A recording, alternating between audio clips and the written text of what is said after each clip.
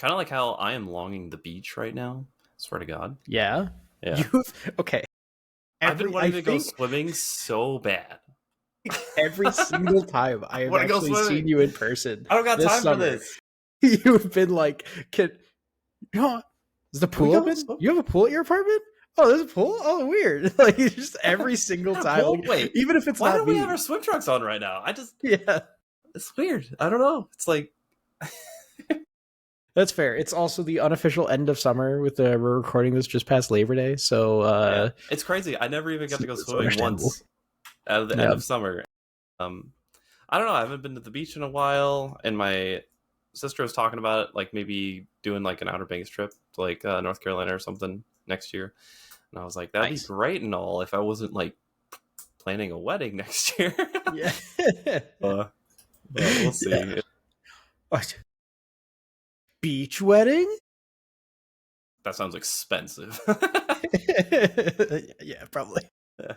That's why we need all of you watching right now to subscribe. We need some subscriptions in here because I need some beach wedding funds. What a great transition. Yeah. This is we remember to hit the subscribe button. We're watching these videos. We like people want to do more things for you. We want to see what you like. So liking, commenting, subscribing, all this stuff helps us so much, especially subscribing right now. New channel, we need consistent views. Man, things are tough these days. Just Yeah.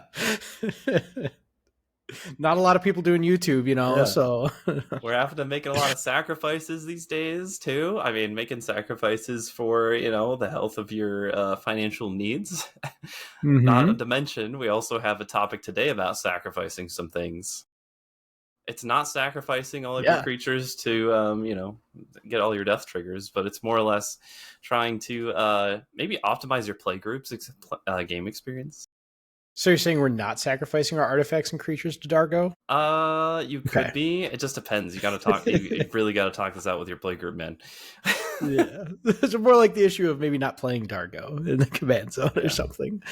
Yeah, yeah. Because there's sometimes I just wanted to come in at you with an idea that you probably would be mostly against for the most part. I think we've discussed it before, but I think like sacrificing cards choices, like when you're building an EDH deck, can be really good sometimes because when you're playing an EDH, there's a whole bunch of different ways you can play, right? There's different power levels. We've talked about the brackets. We've talked about how you have to have conversations to make a good experience, or an experience at least that everybody has opted into.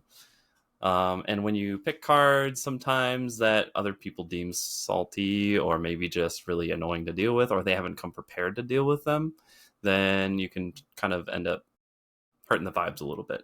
What do you think about that? So I think it's a dangerous thing because I really think it can actually hurt the playgroup a lot more than it can help, because it's like a temporary fix. It's like I didn't like playing against this card, so please don't play this anymore. And then they don't play that anymore. And it's like, okay, so you've solved it for now, but then like, what if you add more people into your playgroup and they're playing those cards? And like, it's one of those things where if people aren't abusing the cards, like aren't trying to do something, like if they're trying to play a card over and over again that they know you hate, and they're being annoying and they're being frustrating, that's a people issue. That's not a card issue, right? So specifically like removing card choices because of like the playgroup, I think can really hurt a playgroup a lot more than it can help it. Do you think that's true with like our experience with Toxtrol? Like when we tell essentially a friend to not play Toxtrol because everybody hates playing against it? Yeah, because I don't even think that it's like it's not an issue of Toxtrol itself as a card, I think there. So like when like playing Toxtrol, you are enemy number one. Like that's I forget the full name of Toxtrol, but he's basically just a big creature that you throw Toxtrol the Corrosive. Yeah. Throw him down.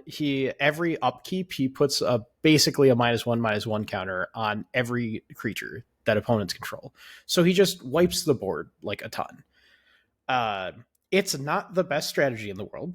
It's a really expensive commander. It's not overly powerful or anything, but it is one of those that is like a remove on site commander. So the issue that we run into in the playgroup is not actually Toxtrol himself. It's that the person who's playing him doesn't want to be enemy number one. and so is like constantly kind of like bargaining and trying to get people like, no, it's not that bad. And then we'll sometimes get like salty or mad when like you're focusing tox roll over somebody else, or like you focus tox roll and somebody else wins the game. He'll get like annoyed with that. It's like, I get that because you're like, you were the number one threat, but when you're playing cards like that, like you have to be willing to accept that you're like enemy number one. So Right. that's where I see that as more of the problem than the card tox roll. If somebody was playing Person's tox roll and mentality going trying to into it. be there, yeah, Well, be different. like, I think I would agree with you, but I also like when I'm talking about the health of a play group, that's really like a play group. When I'm defining it as is some established play group, like essentially you have a bunch of friends that you get together with frequently or like regularly, I guess.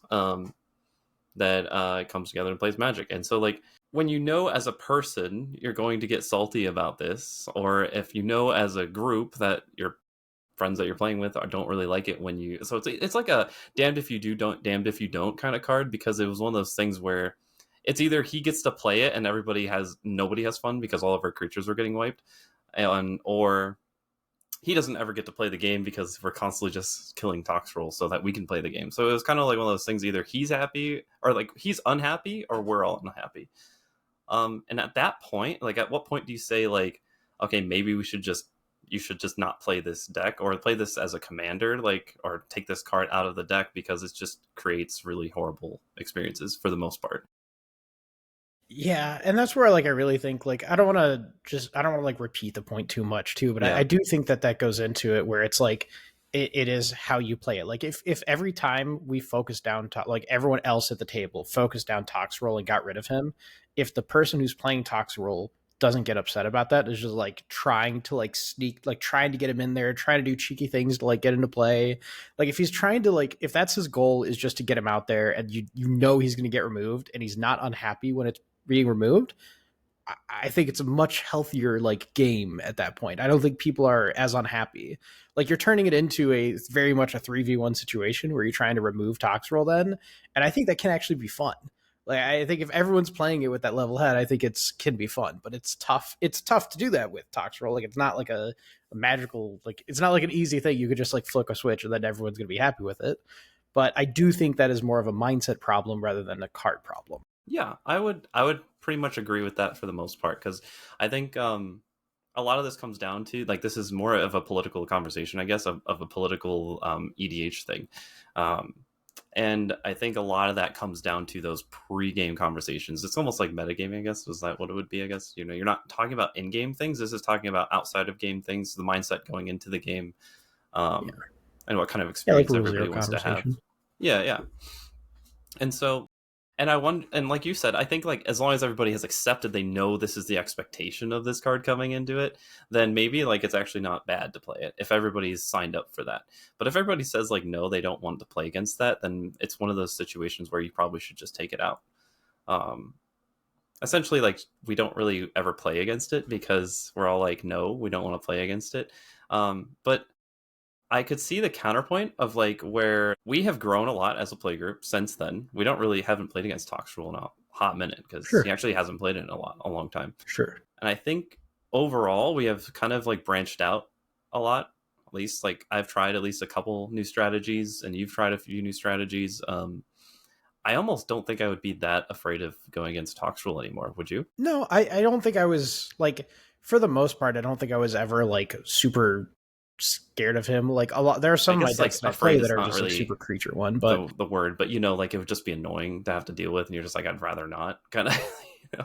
yeah, I mean, it's one of those. I think maybe the only time I've been frustrated with it is when like, because like I consider myself not a big like counter speller, like not a huge interaction player. Like I like interaction. I think I play a decent bit of interaction, but I don't think I'm like play a ton. In our play group, I'm known as playing all interaction. Like I'm known as the guy that plays interaction. And the issue with that for me is some games there'll be where like Toxrol's coming down and he's hurting other people more than me, but it's still hurting my game plan, but I'm the only one that can deal with it. So I'll like get frustrated a little bit when it's like that just it's like the table I'm the only one that's able to like kind of do anything there because other decks just aren't built to deal with that. Um, but for the most part, I just really like I don't think I would have a problem playing into Tox role. And it's more of a mental thing because like I shouldn't have to feel bad getting rid of Tox role any way, Yeah, shape, or form. exactly. Like Removing it's Tox role from the field should not make you feel bad in any way. yeah, because that Uh, card doesn't really push the game forward. It kind of just like slows it down, and it's like I don't know. sure. And it's the win con for a lot like that deck too, like for a lot of Right, it, the way it right. was It's a played, really which big is, piece. It's a really big yeah. piece of the deck. So it's like one of those things where you should be looking to remove it, kind of thing. Can I bring up an example of a time where I think that removing sacrificing cards for the group was negative, affected the group negatively? Sure. Okay, If you so got one, there's let's go. yeah, this is an example from like a while ago. We actually have two times that this like happened, like two like instances kind of in our play group that something Hmm. like this happened. And it was one time we started to get like annoyed with like quick win cons and like infinite combos really. And this was a long time ago. Like I don't know how many years ago, but it was a long time ago. And so we started removing infinite combos from like our decks because people were just kind of getting annoyed with them. They're like, oh, that feels like a cheap win, like Thassa combos, stuff like that. It was like, okay, cool. So we started removing those from the decks. Then we immediately started to get the problem of just not being able to end the game. And like nobody could end the game because everyone was just building up these board states, and then there was no infinite combos or anything. And like we ran enough interaction that you could destroy it. If it was like a 6-piece combo, you could destroy one of those pieces and then And that they just can't win doesn't the work. game. Yeah. So the games just lasted so long because we got rid of those like quick combos. And so that's something that was like a negative effect on the group, I think, from removing those, like sacrificing those card choices, because it was something that made the group feel bad. And before, my mentality was like, this makes me feel bad. We're here for fun. Like, absolutely, let me get rid of it. Like, that was 100% my mentality. But I've shifted on that, and I'll just give a quick like the second example was a similar thing happened with like board wipes, and I think to this day too, our group doesn't play board wipes very often because we just like felt they were slowing down the game too much. They were just making the games last longer, and so like we just didn't run them. So like normally when you're building a commander deck, like a lot of deck building things you'll see online, they'll be running like maybe 3 to 4, maybe even like Yeah. 3 to 6 board wipes. Yeah, I've seen the number like usually slinking up to like 4 to 5. Yeah. Yeah. And I think in our play group, I would not be shocked if it was like 1 to 2. This would be like the average. So it's like, and that is something that has affected our decks because like it's not like we're not used to having to deal with them.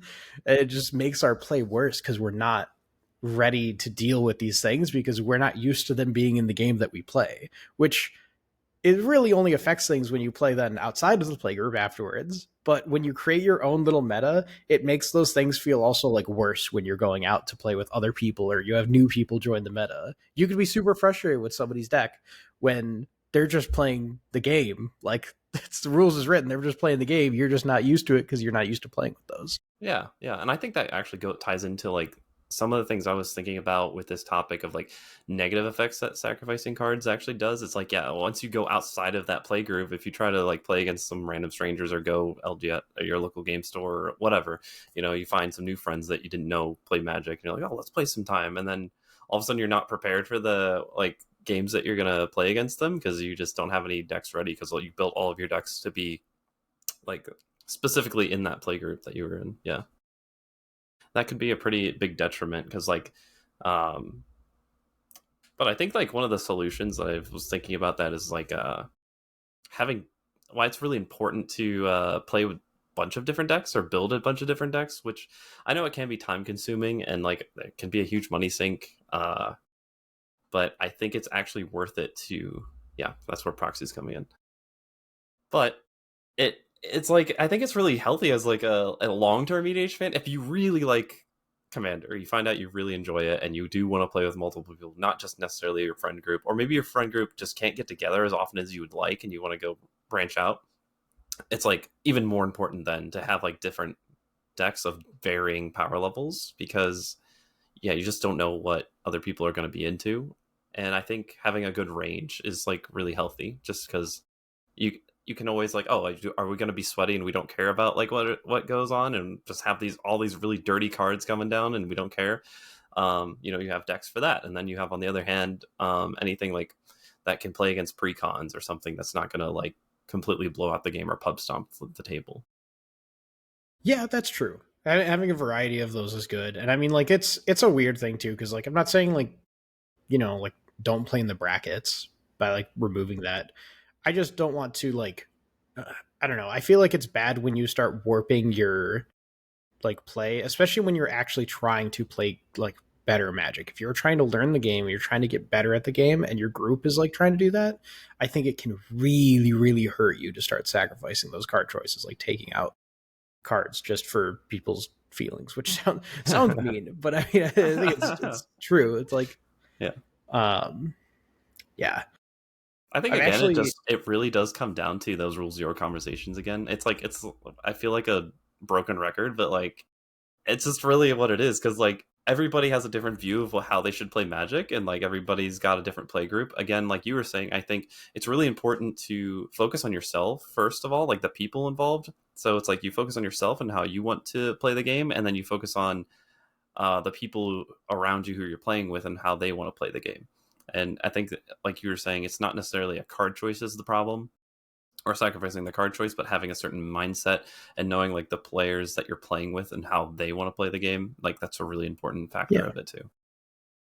Yeah. And I'll say one thing too that is like a mentality that one of the shifts in my mentality for this whole thing too was that like I have felt like in the last few months or whatever, maybe 6 months, maybe more, I switched mindset on something and I have not really gotten like I've not been frustrated by cards at the table anymore. Like I think I've been a little bit frustrated for like some ways people play or something like that, but I don't think I've gotten frustrated at actually a card in a long time now. And the reason being is because I swapped my mindset from like getting frustrated that like somebody's card is doing something to me or somebody didn't talk about something that their card was doing, and I'm like, all right, this is my fault, like basically, which sounds weird, but it's like I need to be, instead of being mad that something's happening and like not being prepared for it, you learn from it and like, okay, my deck can't deal with that.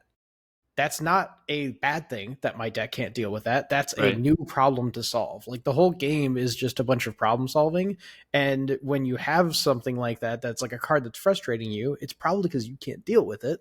Yeah. So how do you fix that? You build your deck to deal with it. Like you now have that knowledge that you're like, oh, this is something that completely screws me over. Let me try to build around this and have like a way to get out of it next time. Yeah, I So think a lot of people's initial response when they get shocked by something that they just didn't see coming at all, because they've never either seen the card or they just never seen, like they maybe have known about the card but never actually play against it before. That initial shock factor is probably some of it, turns into getting a little defensive. Like, what? I wasn't yeah, expecting 100%. that. And instead of like owning it up and being like you just didn't know or weren't prepared for it, you end up just being like, oh, that was stupid. I hate that.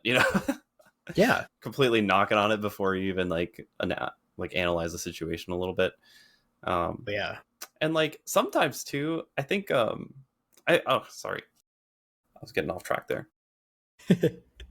Yeah, I think it's like the shock factor. Sorry, go back to the shock factor. No, yeah. It's No, just it's like it's bad. I think that's what it is. And like after you end up like playing against it, and you can like maybe go into it prepared that it could come at any time. Somebody could play some card that is like crazy strong that you played against. You can Yeah. come in a little more prepared. There was a good example of that when we played a couple weeks ago, a few sessions ago, when our friend played in Obliterate. Essentially, it's just like a mass land and creature artifact destruction card. Honestly, I kind of was really salty about that. Kind of really salty. Kind of just really. Because Yeah. it just can't be countered, and that part of it like really got to me a little bit. I was like, that's kind of ridiculous. I was like, okay, mass land destruction, whatever, you've played it a couple times, I don't really mind it that much, but the fact that it couldn't be countered really got to me a little bit, because I was like, how the heck am I supposed to prepare for this in the moment? But then like we talked about it a little bit, and there's like definitely ways around it still. Like it can't be Yeah. countered, which does suck, but like, you can do Teferi's protections. You can do the what is it? What's that one? The green one, heroic intervention. Her There's convention. things Yeah. like that. To be honest, I don't There's remember all even of them, but yeah, there's some other ways to actually stop cards that can't be countered. I forget what it is, you but I could think exile it from the there's stack. exiling from the Apparently, stack. Yeah, that's yeah, the yeah. way to do it. So there's Um, not like a lot. It's hard to counter the spell because it's hard to it deal with it is. It is because really it's hard, supposed to but be hard to deal with because it's expensive, right? Like that's the yeah, mana value, but That's the caveat. Yeah, The reason why it's not 6 mana instead of 8 compared to the what is the other one that does the same thing? It's like Jokul or something. Jokul Hops. Jokul Hops. Jackalops or Jokalops. Yeah, Jockle. Yeah. Yeah. Yeah. yeah. It's one of those things too that with those something that made me be very open to land destruction. I know I've been for a while, but one play that made me be like very okay with playing it was I think I was going to use it. I was going to play a spell, and then somebody just deferied protection, and I was like, no, I just I now don't have any lands. Like I'm still like I was planning to be like a little bit ahead because I was playing a lands matter deck and I had ways to get lands out, but I wasn't going to be that far ahead. And now this person that was like already winning the game completely untouched by that. Yeah. I'm like, Oh my oh no. gosh. So like they can That completely backfire really backfires. Yeah. easily. Yeah. Yeah. Yeah. But And I think no, it's also yeah. too another part of that is even if like I think a counter to that as well if like it okay just prepare for it next time, but Magic it can be a casual experience and a lot of people play this game just for fun and they have full-time jobs and have kids and stuff like that and they don't want to sink all that time to just have to constantly edit their decks and constantly find ways to like because I spend like hours doing this stuff because I don't have kids, so I got plenty of time hours into building decks and trying to craft them how I want them to be and it takes a long time. And sometimes I have those moments where I'm like, I really don't want to go back to this deck and edit it more because I found another way to make it a little better. Because it's just, it gets exhausting. So I think that's kind of an argument to it too, is like, if you just don't want to play against that stuff because you just don't want to spend the time to do that, like that's on you, right? That's fair enough, Yeah.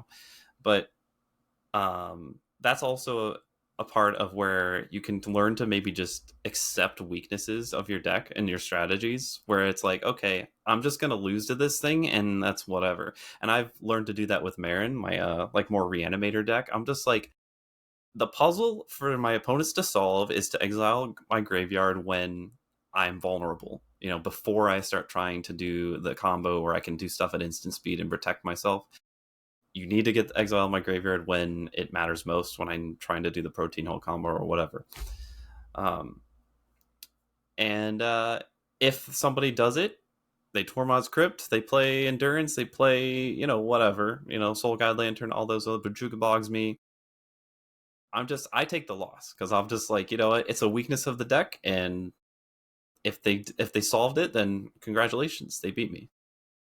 I'm happy you brought that up. That was the exact point that I was going to bring up to it. It's like you're right where it is like kind of like you can talk about that, but I do think that it's a thing that like you can be accepting of. Like it's if you play against something and you see it and you don't have the shock value anymore of this being a new thing, like there's excuses to get like frustrated with stuff, right? Like you could if you're the shock value of it, it can frustrate you. Like I do really stress to try and change your mindset to that where it's like is more of a like, oh, like it's like you got beaten something. It's like, oh, they got me. I didn't see that happening and like they won. Like that's cool. That's actually good for them. That's not like bad for you. It's good for them. But it's a that Isn't whole that kind of isn't situation. that kind of like the fun of Magic too? Sometimes it's like Yeah. there's so many cards. Eventually you play with somebody, they play a different deck you've never seen before, and they do some cool thing. And then you're like, maybe I want to do that cool thing. Yeah. I even like to bring up that this is a stat that I feel like I recently learned, even though it's very obvious, but I just never thought of it until recently, and I think you brought it up. So if you're sitting at a four-player pot of Commander, you're expected to win 25% of the games. Yeah, That's not a right. lot. It's not a So if lot. you go in trying to be like, I want to win every single game, you're going in with the wrong mentality from the get-go. So yeah. But yeah, no, I think we discussed this pretty thoroughly. I think we were in similar boxes with it, at least, I think. I Maybe. think so. I think so. I think it's still healthy to make sure you're sacrificing card choices in your play group only in specific decks. Weirdly enough, I think Do you think to me casually? to casually, yeah. I think like 'cause Yeah. I did that with my Tovolar deck recently, the Tovolar tribal deck. Like it loves to have like a lot of fast mana and stuff so that it can get Tovolar out as soon as possible. And like I took out I had Mana Vault in there for some reason.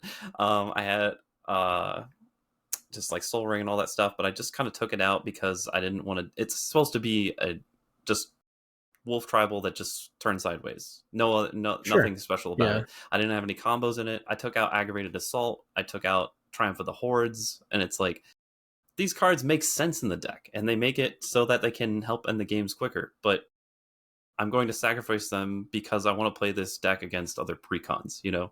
I don't necessarily want this deck to be just pub stomping every game because it has these powerful cards.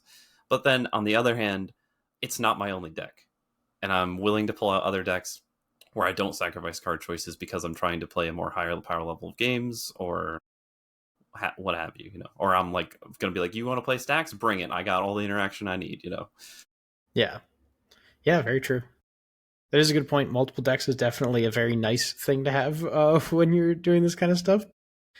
Yeah, I do just want to stress, I think, when you're talking about like a full playgroup and like changing like all your decks to like do something that, I really think that is where it starts to get, it's a slippery slope where you start to see a lot more downsides, especially if you are trying to get better at the game. Even if you're not trying to be competitive, if you are playing to learn and trying to be better, it can really, really hinder your growth. Yeah. And it's funny because this is coming from someone who I absolutely hate it when I see, like, when I was playing Yu-Gi-Oh really heavily, I was like, I hated seeing all these like the people on the online free version where they'd just be like, no synchros, no Exodia, no this, no that. Yeah. And it's just like, I mean, what do you want me to play then? Like, just like Beaver Warrior and like Pharaoh Lynth and like No, like you're going to play rocks. I gotta play rocks, just like just throwing rocks at each other. That's it. Like, I don't know what you want me to do, bro. Like, if you're just gonna dictate every single card I want to play in my deck, and it kind of like reduces the amount of fun I can have, right? I don't want to be restricted by them. So Yeah. yeah. Well, we're back to testing our new format where we're going to move on to, I think, well, did you have any final notes on that or? Nope, I don't. We can go on to the next section. Transition. We're now going into the what is this? What do we call this? Versatile, powerful, or stinky? Okay. I picked out a card for today. I'm going to put it in our Discord. It's stinky. It's stinky? You think it's stinky? I already know it. Okay. I already know it's going to be stinky. This is a new card, and I'm interested to get your take on it. This card, I forget the name of this set. Let me put it in the Discord right now. There's been a lot of spoilers lately too, so like there's a lot of cards to look at. I don't know if you guys have been keeping up. There's a lot. I have not. I have not been keeping up. But... No, neither have I. In fact, this card, I found this today. Didn't know this existed until today. Is this it looks like an Edges of Eternity card, right? Or no? It is Edges of Eternity. Yes, that's okay. That's an actually the card we're looking at today. Sorry. There you go. Is Kilo Apogee Mind. I think Apogee. I might be pronouncing that wrong. But it is a 3-cost. It's what is that color combination? Oh, it's America colors. Blue, colors, red, and white. It's a legendary artifact creature, Robot Artificer. It is haste, and whenever it becomes tapped, you proliferate. And that is a 3/3. So a 3/3 legendary artifact creature with haste. Whenever it becomes tapped, proliferate. Damn. Yep. What do you think? The fact that they put haste on it is awesome. Just you throw it down and then you can attack with it immediately. That's pretty nice. The issue is it doesn't really have a way to tap itself other than attacking, which could be kind of risky, right? It's a little risque. If you're attacking with it, yeah, for sure. It is an artifact, and there are a lot of things that tap artifacts. And untap artifacts. True. Yeah. And also, artifacts do well with proliferate normally. A lot of counters and artifacts. It also has all of the artifact colors in it. Blue and white, and I mean, I guess red too. I guess black is the only other one I'd say has significant artifact value. Yeah. Would you say not amazing, but it's would you say it has like less than those 3, I think. Maybe more than treasures make red. Yeah, treasures make red more. I was thinking it was more than red, but yeah. Anyway, I think this card is pretty cool, although proliferate is like just counters, right? Are counters really? Yes. Oh, I guess if it had black, you could do a lot of infect stuff with that. Could, which is probably why it doesn't have black. That's why it doesn't have black, probably. Yeah. That would be gross, I feel like, with black. Yeah, that would make this card a really strong card. I'm going to go with a strong 7 to 8. I'll probably say an 8. God, you know what? Oh, When it becomes tapped, tap. I just don't understand the counters, like how counters could win you the game, though. I'm trying to think. Besides, like infect, so I want to say it's probably an 8. I would give it like an 8. I just think that's pretty cool because this could be a really good combo piece in the command zone. Yeah. Yeah, I agree. I think it can be a pretty good combo piece. Yeah, I only don't reason I wouldn't give know. it like a 9 is because like I don't know how you'd win with this, to be honest. Well, that's a great point. I actually am not 100% sure. I know there are things that you can use for like counters to win the game. I do not know that off the top of my head, even though I should. Um, well, I guess like even it kind of is a walking ballista combo, a really complicated walking ballista combo, but it Yeah, is. yeah. There you go. um, so just to go over one of the combos that like you can do with it to get it to untap, just to show how simple it is just Relic of Legends and Freed from the Real. So Freed from the Real is a 3-cost enchantment that you can pay 1 blue to untap enchanted creature. And so Relic of Legends is a mana rock that lets you tap for 1 mana of any color, and you can or you could tap an untapped legendary creature you control to add 1 mana of any color. So with that, you then just tap it, and then to You the get pay 1 blue mana for and the proliferate. Proliferate, yeah. you don't get infinite mana with it because you're tapping it for the 1 mana and then you proliferate, and then you're To using that 1 untap. mana to untap it and tap Yeah. it again. So you're getting infinite proliferate. Okay. That's fair. Yeah. So that's a way if you have one thing on the board that does something with counters, you can win. So there'd be like a 4-piece combo essentially, which is yeah. not super fast, but doable. No, it's not super fast, but it's very doable. I know Freed from the Rail is used in like a decent bit of like combos, like I think probably like mid to high tier. I don't know that it sees too much CEDH play anymore, but I think it used to. Okay. Um, but yeah.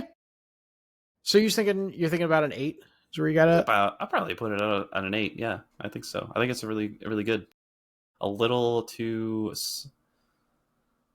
narrow to be considered like strong for like 9 or 10 as in like a CDH card.